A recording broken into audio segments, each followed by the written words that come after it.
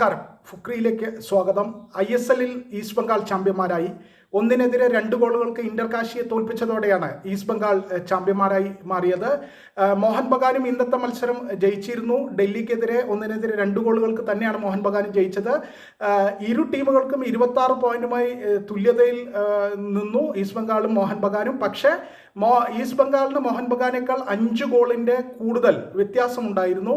5 goal കൂടുതൽ അടിച്ചിട്ടുണ്ടായിരുന്നു east Bengal. അതിൻ്റെ അടിസ്ഥാനത്തിൽ ഗോൾ ശരാശരിയുടെ അടിസ്ഥാനത്തിൽ ഈസ്റ്റ് ബംഗാൾ ചാമ്പ്യന്മാരായി.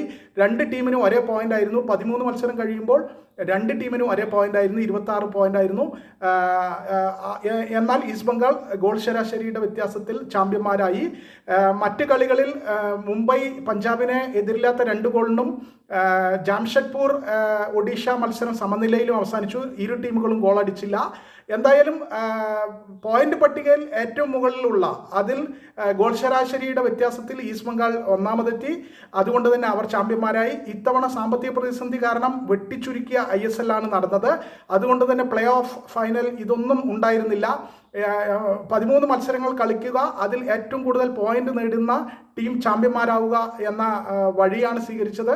അങ്ങനെ ഒരേ പോയിന്റായിട്ടും ഈസ്റ്റ് ബംഗാളിന് ഗോളിൻ്റെ വ്യത്യാസത്തിൽ ചാമ്പ്യന്മാരാകാൻ സാധിച്ചു.